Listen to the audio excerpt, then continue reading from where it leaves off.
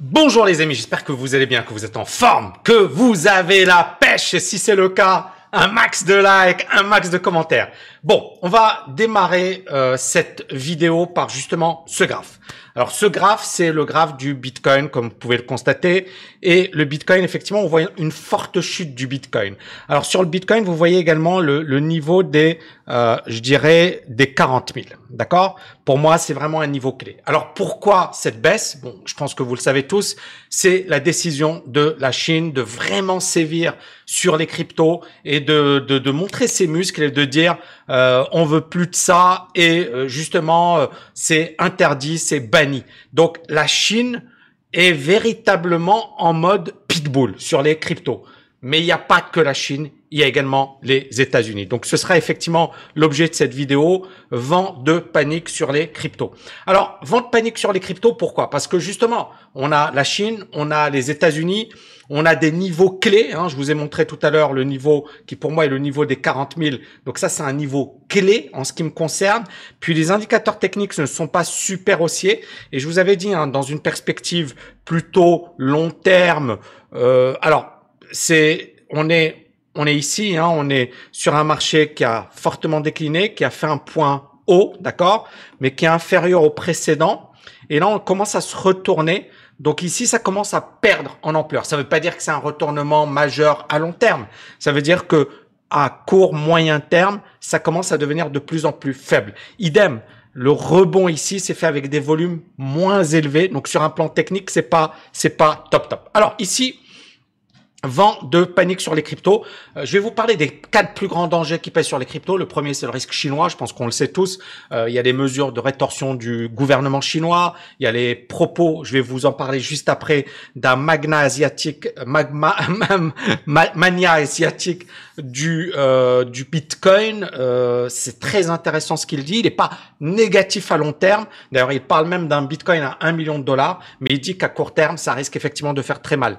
Le deuxième danger, c'est la régulation de la SEC.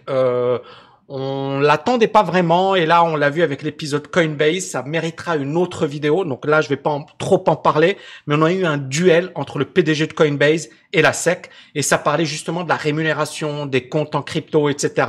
Et la SEC a dit non, si tu le fais, on va te poursuivre en justice. Et donc, s'en est suivi un long monologue sur Twitter de la part du PDG de Coinbase. Mais toujours est-il qu'ensuite, le PDG de Coinbase est revenu en arrière, mais on voit bien que ça chauffe au niveau des États-Unis. Coinbase également, depuis son introduction, ne s'envole pas en bourse, ce qui est quand même bizarre. Et moi, je pense qu'il se joue quelque chose de très gros sur le plan de la régulation aux États-Unis. Il y a des choses qui vont arriver. Troisième danger, c'est l'euphorie ambiante. Alors, comme je vous l'avais dit, les volumes ont baissé par rapport au premier semestre. Ça veut dire que il y a moins d'engouement que durant la première partie qui était complètement folle. Et quand il y a moins d'engouement, ça veut dire que le marché commence à s'essouffler. Bien sûr, on voit tout le monde qui donne des conseils. Il y a des gars qui n'y connaissent rien, qui n'ont jamais... Voilà, c'est incroyable. J'ai vu des gars, ils sont sur genre les NFT et compagnie. Les gars, ils faisaient du business en ligne. Ils se retrouvent à donner des conseils sur les NFT, sur les cryptos. Et en fait, ils se rendent même pas compte du danger. C'est-à-dire que quand tu t'engages, quand tu dis quelque chose, derrière, il y a des gens qui te suivent. Et on l'a vu, il y a même pas mal d'influenceurs sur les cryptos, etc. Ils ont dit d'énormes conneries et il y a plein de gens qui les ont suivis. Moi aussi, je dis des conneries, d'accord? Mais moi, je vous dis un truc, ne me suivez pas. C'est-à-dire, la règle de base, c'est que à un certain moment, c'est votre propre décision. Mais je vais jamais vous dire, je suis sûr à 1000% de ce que je dis. Mais pourtant, c'est ce que je vois. Je vois que des gens qui sont très sûrs d'eux et ça, pour moi, c'est dangereux. Quatrième danger, c'est le risque d'une régulation mondiale. D'accord, il faut pas l'évacuer. La Turquie sévit, le Nigeria, la Chine, les États-Unis bientôt. Et donc, si effectivement là, on a quand même des pays qui sont pas, voilà, c'est pas des petits pays, c'est des pays assez importants. Si les États-Unis tapent sur les cryptos, là, ça risque de chauffer. Donc, tout d'abord, la Chine déclare que toutes les transactions liées aux crypto-monnaies sont illégales. Vous imaginez? C'est pas rien. China bans crypto transactions et illegal mining. Et le but, c'est effectivement Donc, la Banque centrale chinoise a déclaré que toutes les transactions liées aux crypto-monnaies sont illégales et doivent être interdites. Rien que ça. C'est le signal le plus fort à ce jour sur sa détermination à réprimer le secteur. Toutes les crypto-monnaies, y compris le Bitcoin, le Tether, ne sont pas des monnaies fiduciaires et ne peuvent pas être mises en circulation sur le marché. C'est la déclaration de la Banque populaire de Chine sur son site internet. Toutes les transactions liées aux crypto-monnaies, y compris les services fournis par les échanges offshore aux résidents nationaux, donc échanges offshore qui n'ont rien à voir avec donc des boîtes étrangères, sont des activités financières illicites. Donc un Chinois qui va traiter sur les crypto-monnaies, même avec des boîtes étrangères, c'est illégal. Par ailleurs, l'Agence nationale de la planification économique a déclaré qu'il était urgent pour la Chine de bannir le minage et que la répression était importante pour atteindre des objectifs en matière de carbone. Bien évidemment, on peut dire que c'est du blabla, mais ils sont là. Alors, on aurait pu dire, OK, la Chine, c'est super, mais les États-Unis, c'est cool parce que l'argument qu'on développe, c'est que beaucoup de mineurs, etc., sont développés ont quitté la Chine pour évoluer vers les États-Unis, notamment le Texas et compagnie. Là, Biden, il vient de nommer Saúl Omarova. Alors, Saúl Omarova, c'est qui? C'est une professeure de droit à Cornell et c'est quelqu'un qui n'aime pas les cryptos. Regardez ce qu'elle a écrit. The rapid rise of cryptocurrencies has benefited mainly the dysfunctional financial system we already have. Donc effectivement, les tokens numériques ou les monnaies digitales menacent de déstabiliser l'économie et sont vulnérables aux abus des entreprises privées au détriment des garanties publiques. Et là, les crypto-monnaies, l'essor rapide des crypto-monnaies profite principalement au système financier dysfonctionnel que nous avons déjà. Donc, Omarova, en fait, elle va diriger un organisme de régulation financière. Cet organisme, il va réguler notamment les banques, JP Morgan, etc. Et Omarova, elle est très, très critique, même des grosses banques. Et là, regardez, elle dit, l'essor rapide des crypto-monnaies profite principalement au système financier dysfonctionnel que nous avons déjà. Les systèmes financiers, pour elle, dysfonctionnels, c'est les grosses banques.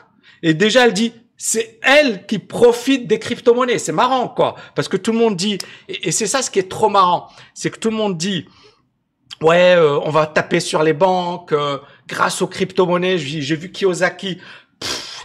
Les banques, encore une fois, gagnent. D'accord? Les banques gagnent.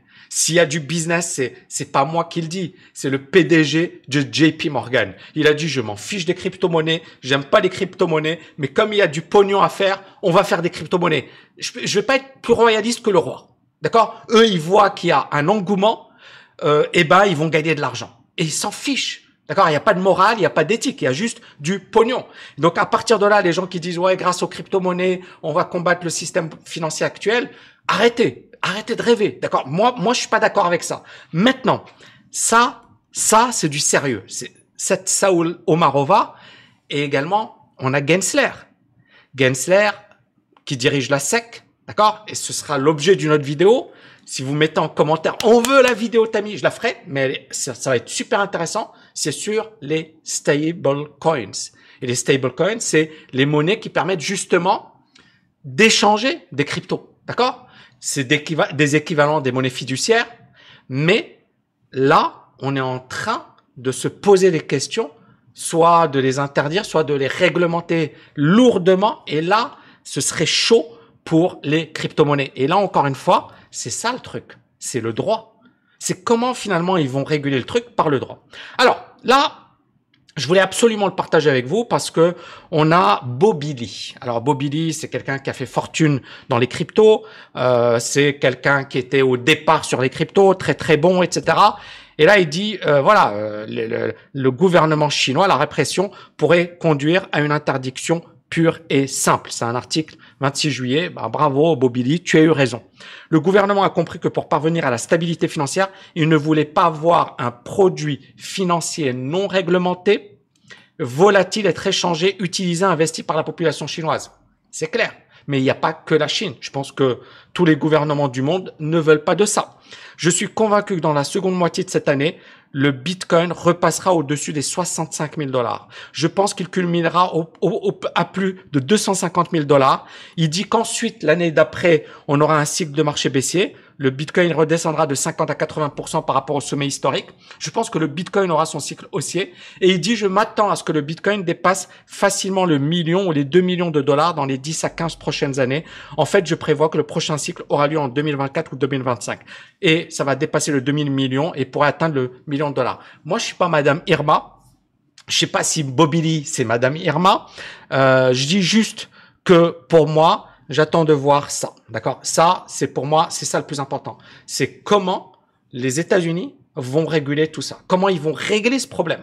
Parce que c'est ça le plus important. Parce que les États-Unis, pour moi, la Chine, on le sait, d'accord? Ils sont anti-crypto, ils sont en train de la bannir, etc. Mais si les États-Unis le font également, c'est les deux superpuissances de la planète. Les autres puissances vont aller dans le même sens. Donc pour moi, c'est ça. Ça, c'est number one, et bien évidemment la Chine également. D'accord? Donc ça, c'est pour moi les deux gros pachydermes ou les deux gros géants. Donc conclusion, bien évidemment, être vigilant sur les prochaines régulations, notamment les stable coins. Ça va arriver dans pas longtemps. Ce sera également l'occasion d'une vidéo. Hein. Si vous êtes motivé, vous me mettez en commentaire. Tammy, on veut une vidéo. J'ai préparé quelque chose. Je pense que ça valait le coup de le faire à part entière. Et bien évidemment, la question que j'ai envie de vous poser, c'est qu'est-ce que vous en pensez? Est-ce que pour vous, les États-Unis vont taper fort sur les cryptos? Est-ce que pour vous, ça va être juste léger? Est-ce que pour vous également, parce que moi, mon avis, c'est qu'aujourd'hui, on est dans un marché bullish. D'accord? Et ça veut dire quoi? Quand on est dans un marché bullish, tout monte. C'est-à-dire que là, même si tu as des nouvelles négatives, ok, ça réagit négativement et ensuite ça... Donc, on est véritablement dans un marché haussier. Et donc, dans un marché haussier, les nouvelles négatives, on s'en fiche. Jusqu'au moment où il y a un truc, d'accord? Il y a comment dirais-je, plusieurs actions qui vont effectivement être menées et ça va conduire à un marché baissier. Rappelez-vous, hein, j'ai mis sur mon Telegram la vidéo de l'année dernière sur l'immobilier.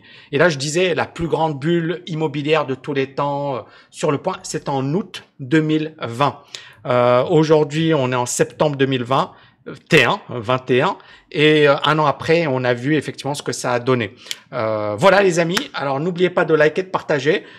Également, pour ceux que ça intéresse, tammy.net/LFA. Donc, c'est une grosse masterclass sur la liberté financière. On est en train de lancer le nouveau programme LFA. Pour moi, c'est l'un des meilleurs programmes qu'on ait jamais lancé à la TKL. Si ça vous intéresse et si vous avez envie véritablement de passer massivement à l'action, tammy.net/LFA. Je vous dis à très, très bientôt. Énorme like, commentaire et à bientôt les amis. Ciao, ciao, ciao.